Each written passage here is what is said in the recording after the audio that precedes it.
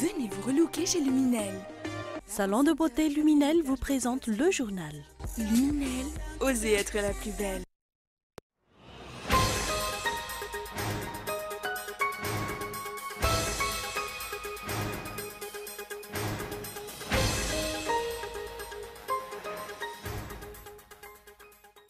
Le président de la République esquive par tous les moyens toute discussion ayant rapport avec la mise en place de l'opposition au sein de l'Assemblée nationale. Le nomadisme politique fait que la politique perd de son essence, c'est ce qui ressort de l'atelier sur le nomadisme politique qui a eu lieu ce jour à Annous sous l'égide du PNUD. Hier soir en Grande-Bretagne, à Manchester, un kamikaze a actionné sa bombe alors que la salle de l'Arena se vidait après un concert.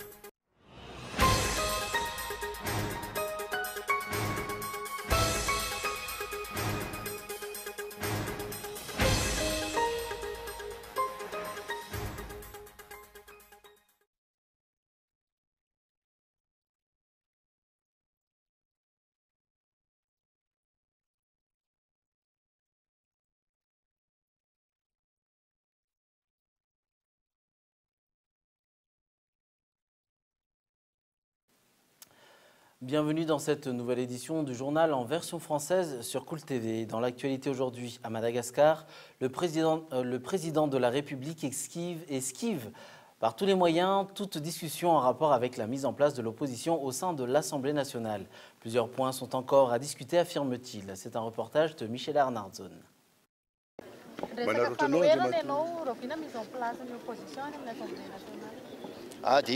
Concernant la mise en place de l'opposition au sein de l'Assemblée nationale, ça viendra, mais jusqu'ici, plusieurs points sont encore à discuter. Telle a été l'explication du président de la République sur la mise en place du parti opposant à l'Assemblée nationale. Près de 4 mois après la décision de la Haute Cour constitutionnelle, aucune mesure n'a été prise par l'exécutif, même si le mois de mars dernier, le parti politique Malagas Meramieng a déposé une lettre de rappel au président de la République et au Premier ministre, ainsi qu'aux principaux responsables des diverses institutions. Ce rappel est resté lettre morte. Il ne reste plus qu'1 an et 7 mois avant la fin du mandat du président Eradzonar Mapian. Pourtant, la mise en place de l'opposition dans le pays demeure incertaine. Même cas pour la mise en place de la Haute Cour de justice. La volonté politique des dirigeants de mettre en place la HCJ et l'opposition à l'Assemblée nationale n'est pas palpable. À l'allure où le tenant du pouvoir traite ces dossiers, il semblerait que ces deux institutions ne soient pas mises en place jusqu'à la fin de son mandat pour ne pas perturber les affaires juteuses de certains. Le nomadisme politique fait que la politique perd de son essence. C'est ce qui ressort de l'atelier sur le nomadisme politique qui a eu lieu ce jour à Annous sous l'égide du PNUD. Suivez ce reportage de Ounassain. Un atelier sur le nomadisme politique a eu lieu ce jour à Annous, le but avoué étant de mettre un cran d'arrêt sur le nomadisme politique. Mais certains craignent que le principal objectif est de protéger des nomades politiques qui défendent le régime HVM. Pour le parti Malagas Meramieng, la politique à Madagascar est en plein désordre. La politique est en désordre. Il y a ceux qui ignorent la politique mais s'aventurent quand même dans ce monde. Pour le parti TESA, les partis politiques n'ont pas accompli leur mission. Il ne faut pas s'étonner de la situation dans laquelle se trouve le pays actuellement. Les partis politiques n'ont pas accompli leur mission, notamment l'éducation citoyenne. De plus, la pratique politique n'est pas encore professionnelle. Le nomadisme politique est devenu une pratique courante dans le pays. De nombreux politiciens ont été membres de plusieurs partis politiques comme le PSD, l'AREMA, l'UNDD, le TIM, le TGV pour finalement atterrir dans le parti HVM. Il est à rappeler que le Wikipédia, le nomadisme est un mode de vie fondé sur le déplacement. La quête de nourriture motive les déplacements des hommes. Pour le cas du nomadisme politique donc, la quête de mallette motive les politiciens à virer de bord chaque fois que le régime change. Stupéfait, telle est la réaction de tous de voir la distribution des vivres effectuée par le président de la République et son épouse, assistée par tous les membres du gouvernement, les parlementaires et les maires adhérant à leur cause hier au Palais des Sports et de la Culture. Mais dans quel objectif? C'est un reportage de Hans Raarson. Aucune raison particulière ni de catastrophe naturelle, mais une distribution de vivres composés de riz, d'haricots et une bouteille d'huile alimentaire a eu lieu hier au Palais des Sports et de la Culture par le chef de l'État et son épouse, assistés par les membres du gouvernement et les élus partisans de l'HVM. Lors de cette remise de dons, le président de la République n'a pas hésité à déclarer que ce geste de remise de dons est une réponse aux besoins des familles nécessiteuses face à leurs difficultés quotidiennes. D'ailleurs, au vu des moyens déployés et de l'assistance des différentes personnalités politiques, l'événement est considéré comme grandiose par le chef de l'exécutif et ses partisans. Or, la remise de ces dons à raison de quelques kilos de riz, 1 litre d'huile et de 2 kilos d'haricots pourrait être réalisée par des associations, des philanthropes ou des généreux donateurs. Les effets de ce genre d'action sociale ne sont qu'éphémères, une action qui prouve l'inexistence d'un programme de développement durable relatif au bien-être de la population. Cette action sociale se retourne contre le régime et fait l'objet de critiques tant sur les réseaux sociaux que dans les salons politiques. D'ailleurs, pour distribuer des vivres, pourquoi ne pas favoriser la création d'emplois ? Selon le parti Malagas Meramieng, le nomadisme politique nuit à la vie politique du pays. Cette pratique ne pourra apporter aucun développement malgré certaines personnes qui interprètent les lois dans un intérêt quelconque. Pour le MMM, la solution au nomadisme politique n'est autre que le respect de la Constitution. C'est un reportage de Fezou Rafal.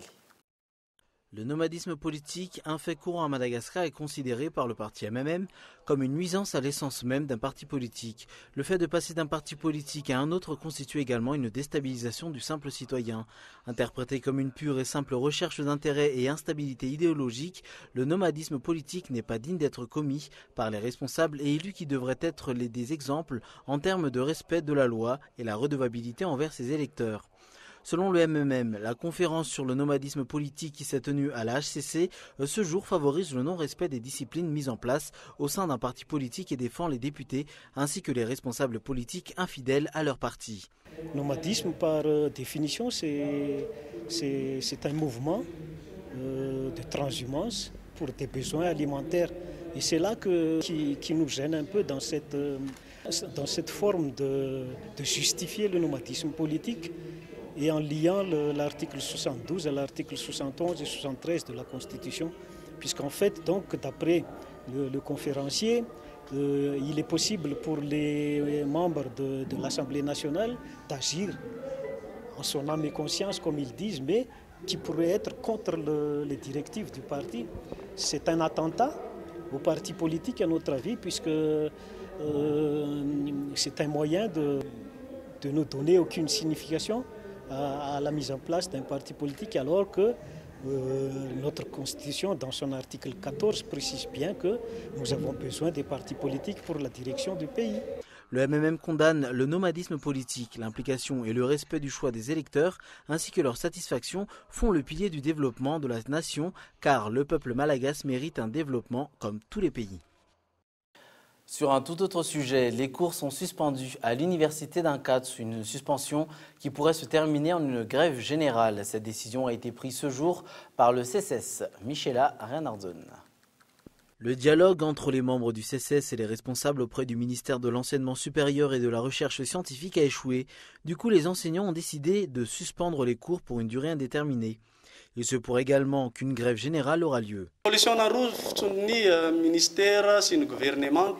La solution avancée par le ministère et le gouvernement est l'attente de la loi des finances initiales en 2018. Cette solution contredit ce qui a été adopté à Mahazouariv le 10 septembre 2015, qui disait que les revendications des enseignants-chercheurs seront intégrées dans la loi des finances initiales 2017. À partir d'aujourd'hui, les cours sont suspendus ainsi que les travaux de recherche. Mais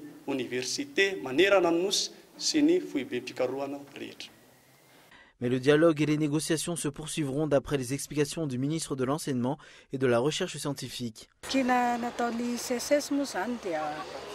On a toujours parlé de ces revendications. Il faut que les discussions continuent. Le ministère de tutelle et la primature ont déjà discuté avec les membres du bureau du CSS, section Antananarive et le président. Il y a des points sur lesquels il faut discuter et nous sommes prêts. Pour rappel, les membres du CSS réclament une amélioration de leurs conditions, notamment en matière de logement et autres indemnités. Il est attendu que les négociations débouchent vers une solution commune. De cette manière, les universitaires ne seront plus pris en otage, soit par les enseignants, soit par le ministère de tutelle. Dans l'actualité internationale, hier soir en Grande-Bretagne, à Manchester, un kamikaze a actionné sa bombe alors que la salle de l'Arena se vidait après un concert. Au total, 22 personnes ont été tuées. Il y a une soixantaine de blessés, dont des enfants. On écoute la première ministre Theresa May avec France 24. Toutes les attaques terroristes se définissent comme des actes lâches, visant des innocents. Mais cette attaque a atteint un degré de lâcheté encore plus important. S'en prendre à des enfants et de jeunes innocents sans défense et qui ne voulaient finalement qu'une chose, profiter de ce qui devait être une soirée mémorable. Le concert d'Ariana Grande vient de se terminer quand soudain, une explosion retentit. La salle s'affole, les spectateurs, en majorité des adolescents, se précipitent vers la sortie. Tous décrivent des scènes de panique. Nous étions en train de quitter le concert et c'est là que nous avons entendu l'explosion. J'ai attrapé mon cousin en lui disant « Sortons vite d'ici ». Tout le monde criait. Nous avons entendu une très forte explosion, puis de la fumée est apparue. Nous sommes ensuite revenus sur nos pas, car c'est ce qu'on nous a demandé de faire. Puis à ce moment-là, tout le monde s'est mis à paniquer. Les gens voulaient sortir et étaient tous affolés. Les secours et la police arrivent sur place dans la foulée. Des dizaines de blessés sont immédiatement transférés dans 6 hôpitaux de Manchester. La police britannique parle, elle, d'un attentat suicide commis par un seul homme. Vers 7 heures locale, elle a réévalué son bilan. Des familles et de nombreux jeunes assistaient à ce concert à la Manchester Arena lorsqu'ils ont malheureusement perdu la vie. Nous avons une pensée pour ces 22 victimes qui sont mortes et pour les 59 personnes qui ont été blessées et pour leurs proches. La gare Victoria, qui relie la Manchester Arena, restera fermée toute la journée et tous les trains sont annulés. Pour l'heure, l'attaque n'a pas été revendiquée. Le voyage marathon de Donald Trump au Proche-Orient se poursuit ce mardi 23 mai. Après avoir rencontré le Premier ministre israélien Benjamin Netanyahou à Jérusalem ce lundi, Donald Trump est passé de l'autre côté du mur de séparation à Bethléem où il s'est entretenu avec le président de l'autorité palestinienne, Mahmoud Abbas. On écoute le président Donald Trump. Ça faisait partie d'une tentative systématique pour éliminer le peuple juif. Le crime le plus sauvage contre Dieu et ses enfants. Et c'est notre devoir solennel de nous rappeler et d'honorer chaque vie qui a été si cruellement enlevée. Comme Élie l'a dit, pour les morts et les vivants, il faut témoigner. Ces paroles doivent être gravées dans la conscience de l'humanité pour toujours. C'est seulement quand on se rappelle, quand on se souvient des familles qui ont été séparées, qui ont beaucoup souffert, qui ont enduré l'horreur de l'Holocauste.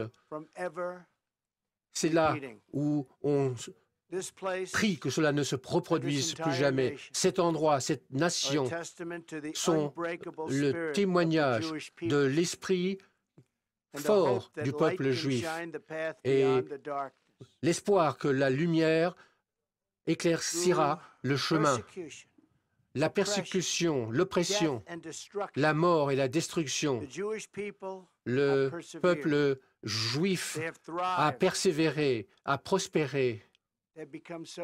Le peuple juif a si bien réussi dans 30 endroits et le peuple juif a montré la voie au monde. L'État d'Israël est un monument qui affirme que plus jamais, depuis la profondeur de la souffrance du peuple juif et l'étoile de David, qui, aussi longtemps que nous refusons d'être silencieux, aussi longtemps que nous refusons de laisser l'obscurité triompher sur la lumière, nous résisterons à la barbarie et nous savons que la paix et la justice finiront par prévaloir. avec la tristesse pour les vies et les rêves qui ont été brisés et la détermination de nous souvenir toujours des victimes et avec la détermination d'affronter le mal. Nous demandons à Dieu de nous donner la sagesse et le courage pour résister. Avant de refermer ce journal, voici un rappel des principaux titres de l'actualité. Le président de la République esquive par tous les moyens toute discussion ayant rapport avec la mise en place de l'opposition au sein de l'Assemblée nationale.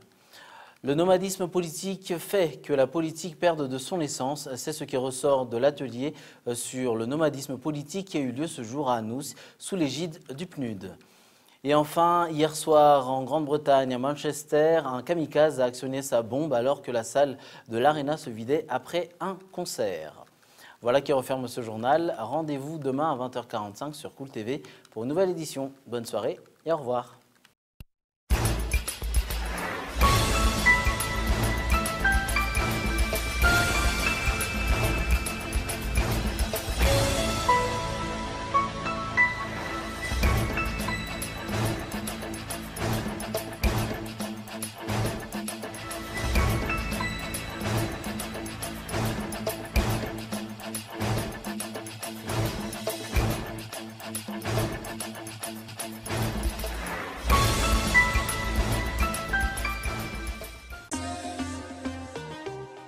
Venez vous relooker chez Luminel. Le journal vous a été présenté par Salon de beauté Luminel. Luminel, osez être la plus belle.